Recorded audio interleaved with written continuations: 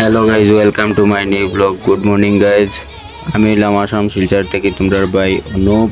আজকে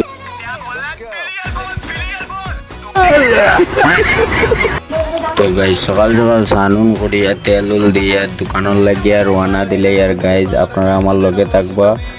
ভালো লাগে তো লাইক কমেন্ট শেয়ার করবা গাইজ। तरीका है भीख मांगने তারপরে গাইজ ড্রেস উস লাগাইয়া ফিটিং উটিং বাইরে গেছি দোকানের লাগিয়া। আপনারা দেখতে পাররা গাইজ আজকে বেতেলা রোদ ওলাইছে, মানে গরম, এটা সাংঘাতিক গরম দের। আমি তো চিন্তা করি আর আমি নিকাল্লা হয়ে যাই।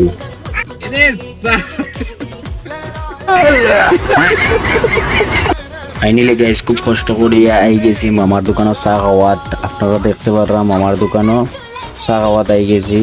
আর কেন আইয়া তো যে বিল লাগছে গাইজ চা খাইবার লাগিয়া। कौन है ये लोग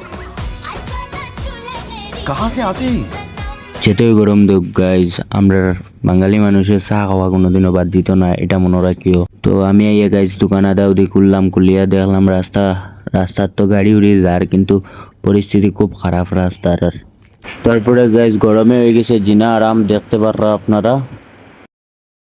তারপরে গাইজ সন্ধ্যা হয়ে গেছে, সন্ধ্যার সময় সন্ধ্যা বাতি দিয়া আরামসে রাত্রের দোকানদারি করলাম। আপনারা আমার দোকান দেখতে পাররা কিরকম সেটিংটা হয়েছে, আপনারা কমেন্টে জরুর কইবা গাইজ।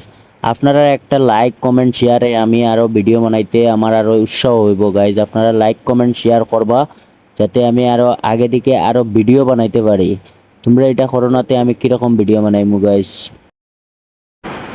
গাইজ গরম তো এমনিও দের নিজের জিনা হারাম করিয়ে দিছে গরমে।